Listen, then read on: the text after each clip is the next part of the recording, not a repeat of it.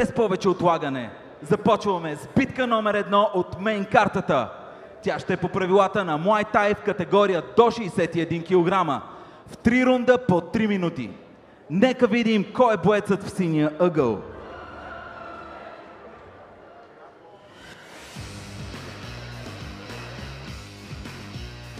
Моля, приветствайте Виктор Димитров!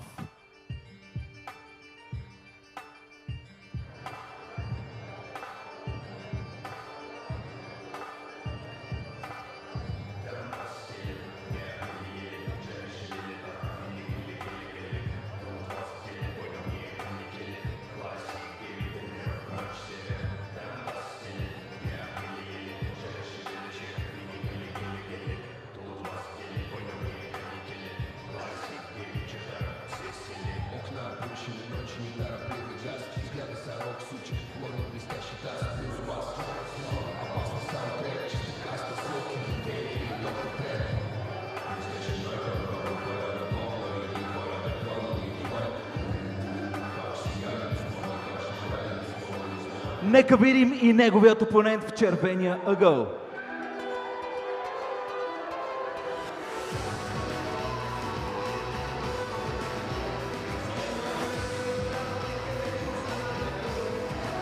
Моля, приветствайте Христослав Христов, Терминатора!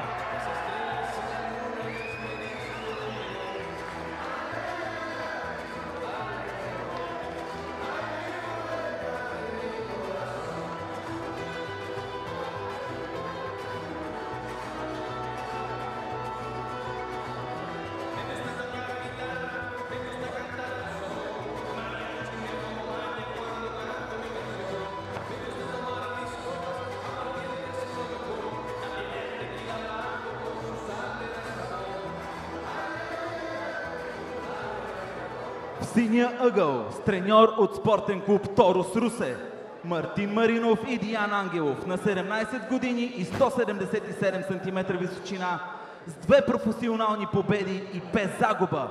Аплодисменти за Виктор Димитров!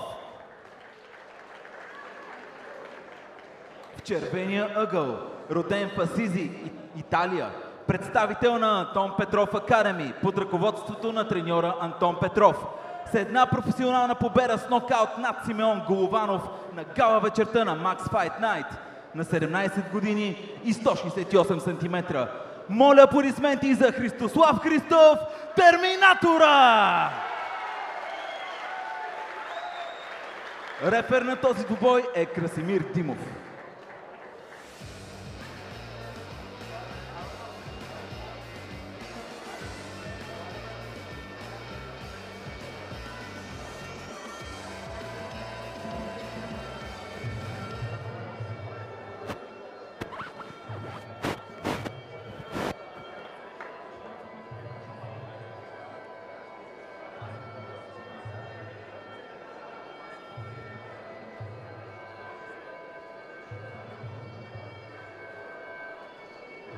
Всичко това, което се изисква в един такъв спорт.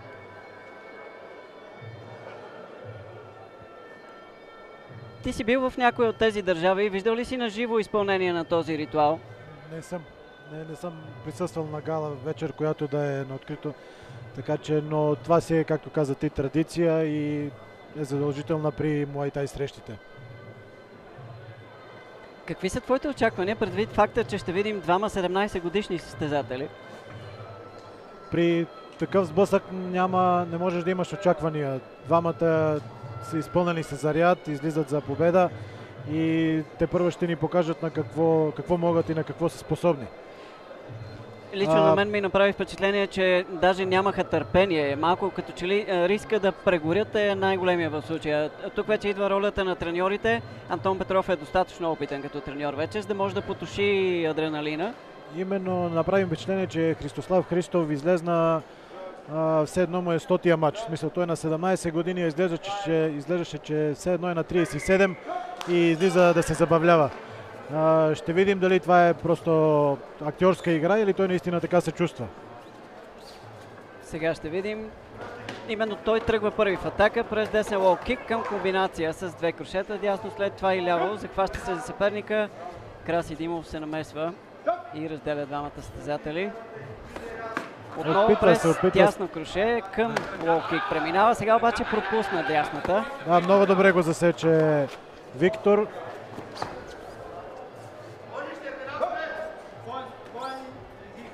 Тръгна уверено Христослав, но с тази контра, с която го засече Виктор, трябва да е внимателен. Тук успя да спаси дясното круше, обаче след това получи лакът в главата. При тази комбинация може би най-опасното беше точно десния лакът, който получи. Тръгва в директни атаки, което може да му изиграе лоша шега, тъй като ако противника му го разучи и оцели момента, така наречения тайминг, може още един път да го накаже. Но ето, пореден трети лоу кик в бедрото на Виктор. Тези лоу кикове ще започнат да се натрупват. Две неща правят впечатление лично на мен от началото на срещата, че Виктор се бие по права линия, докато Христослав търси крушетата, търси страничните атаки и най-вече Христослав гони комбинациите, докато Виктор има единични тежки силни удари. Това е може би заради ръста, тъй като Виктор има леко преимущество в ръста и изтегля се назад, за да го предизвика да върви напред, да успее да го засече. Мощно ляво круше и пак се захваща за съперника си Христов. Сега Димитров се оказа пак на земята. Разликата в ръста със сигурност предопределя до голяма степен атаките на Христослав. Летящо коляно сега с десния крак. Атака. Опитва се, много по-разнообразно играе Христослав на този етап, поне до момента падна обаче лявата му ръкавица сега. Високо темпо на водене на бой води Христослав, дано да успее да го запази така. Виктор като че ли започна да подбира своите удари.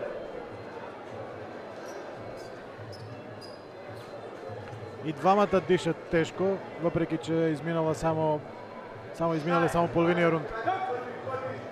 Ударно започнаха, така че до голяма степен това е разбираемо.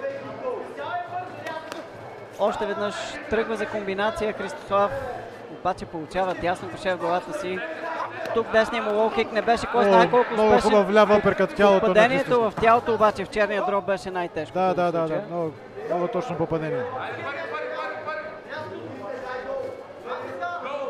Продължава да дебне Виктор.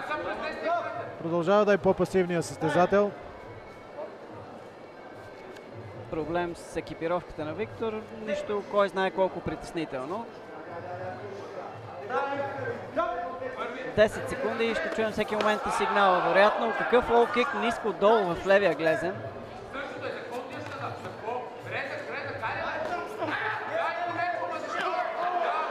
Супермен пънч опита от средна дистанция Христов, оказва се обаче на земята. Ето сега вече е сигнала за оставащите 10 секунди.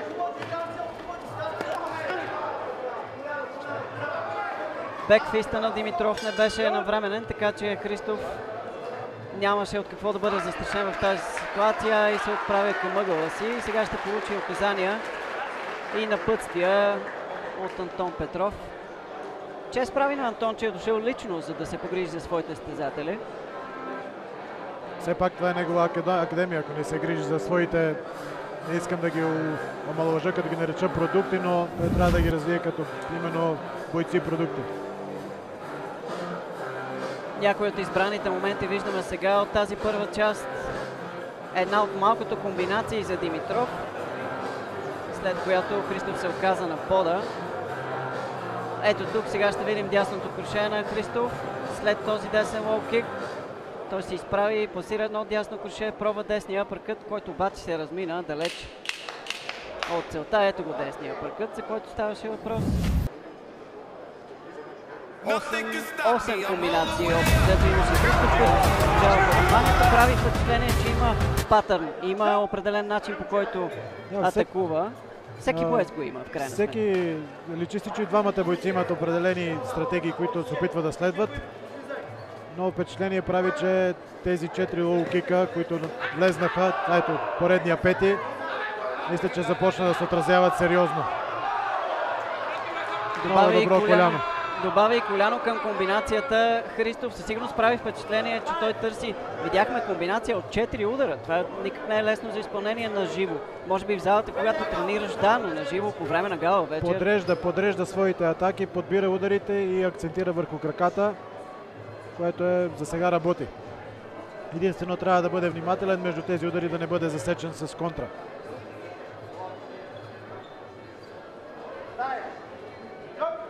Играта е подновена. 2 минути и половина до края на втората част. Ляво кроше, което премина през дясната ръкавица, преди да стигне до лицето на Виктор. Тук десният прав беше много по-точен. Комбинация от удари завършила с десен лоу-кик. Още веднъж атака обаче през центъра на Димитров. Не успя да се бори на земята. Съперника си вместо това контрадействия на Христов и Димитров е на пода. Това вече е борческо хвърляне, което съдията сигурно ще му направи забележка. Не е характерно за Муай-тай подсечките. Но прекалено са му разтворени ръцете на Христов, когато атакува, и ако намери Виктор пролука в неговите удари, може и да го засегне тогава.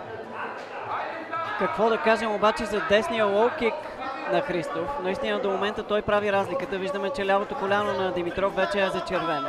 И бедрото, най-вече върху бедрото. Това е вече гореща точка, която работи. И това, което трябва Христов да продължи да прави, е да подрежда ударите и да налага този лоу-кик. Ето, точно това трябва да прави. Започна да накуцва вече Димитров. И все по-трудно му става да понася лоу-киковете. Отражение от ударите има и върху лицето на Димитров. По-пасивният боец се диша тежко. Ако не промени нещата в своята стратегия и своята тактика, не върват нещата добре за него.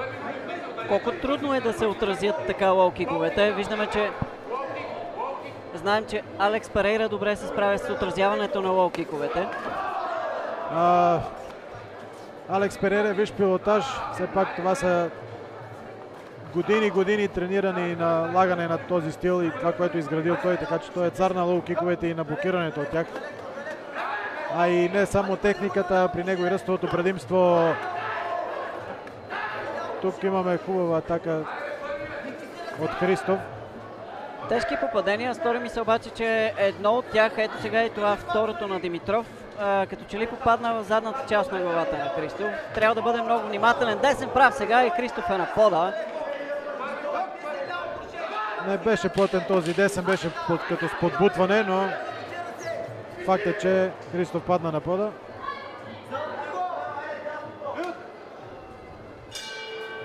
Свърши и втория рунд. Интересното е, че Христов, ако това е стратегията, която трябва да следва, да атакува долу тялото, горе и след това и краката, на Димитров ще му е трудно и в третия рунд да продължи да устои на тези атаки, защото той не може да предвиди къде ще бъде следващата атака на Христов.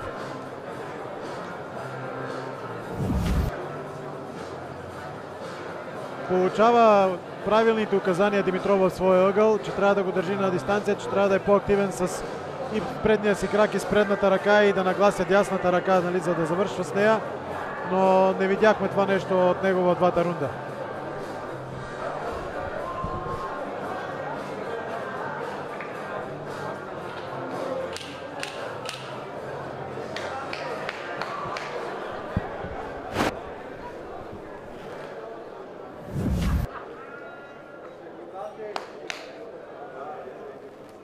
Последни инструктажи от двамата треньори. Ето това също е много важно, че съдията дава знак на бойците кой рунд е, защото понякога си толкова улисен в срещата, че не можеш да откроиш, да отличиш. Точно така. Много добро маваши в главата на Христов, но не показва признаци, че е засегнат от него. Ами Димитров се усети, че най-добрата контратака на десния лоу-кик е да върне десен хай-кик. Самия той. Има много опции, с които да отвръща на неговия лоу-кик. Именно ето както сега го спира и да отговори, само че той не го прави. Предполагам и треньора е наясно и много тежък десен прав от Христов. Директно в лицето на Димитров. Да. Замръзна за малко Димитров. Но... Чуваме и, че треньора му казва, че трябва да си дигне ръцете, защото получава много удари. Точно така. Но това, което наистина Димитров трябва да играе all-in в момента, всичко или нищо, тъй като предполагам и треньорския му щаб знае, че той изостава първите 2 рунда, така че трябва да покаже пламък, трябва да изригне и трябва да потърси победата сега. А има и друго, ако някой се чуди от зрителите защо прякора на Христослав е терминатора, сега може би вече не се чуди. Именно. Ето отново, няколко удара в главата, след това тялото. Уверен е Христов, уверен е, търси, въпреки че води, той търси да приключи матча.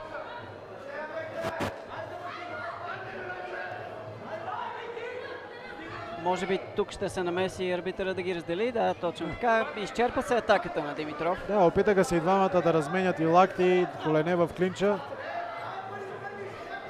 Отново тази комбинация, ляво коше, десен лоу-кик от Христослав. Още веднъж завършва с ляво коше този път. Димитров сякаш вече поизчерпва силите си. Интересно е, че всеки път, когато бие този лоу-кик, той прекалено много го отваря, но Димитров все пак не се усеща да или да изтегли, или да блокира. Има достатъчно време да го види, но продължава да ги инкасира. Избегна сега и дясното коляно, тръгва след това отново в контратака, апъркът в тялото, слънчевия сплит пасиран. Отлична работа на Христослав.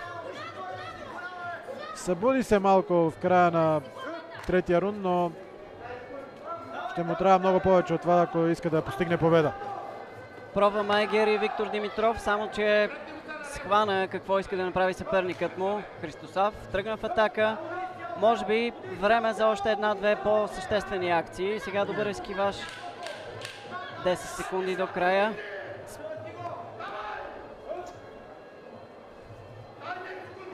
Десет секунди остават.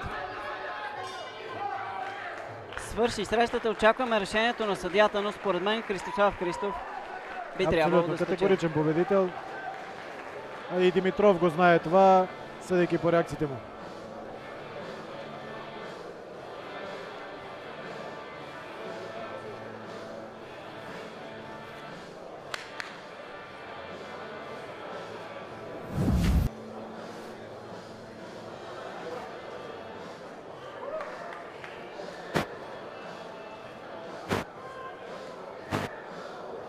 Павел е вече на ринга, така че очакваме всеки момент да произнесе името на победителя в първата среща от основната карта.